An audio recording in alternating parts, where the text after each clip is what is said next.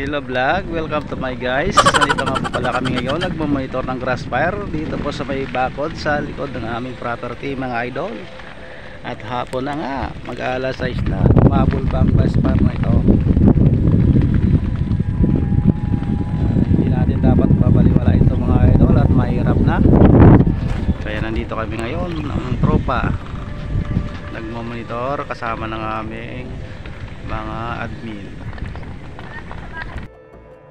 Mayroon po tayong dalawang fire truck mga idol na dumating na nakaantabay para kung sakaling lumaki yung apoy at lumapit dito sa aming village ay agad-agad matugunan, umapuksa ang apoy mga idol.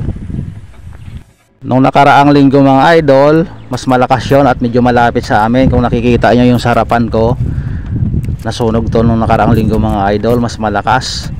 Kaya ngayon medyo malayo mga idol, pero kailangan maghanda kasi malakas ang hangin. Baka sakaling tangayin ng hangin yung apoy, mabilis kumalat. Kaya itinawag na namin ng fire truck para sigurado.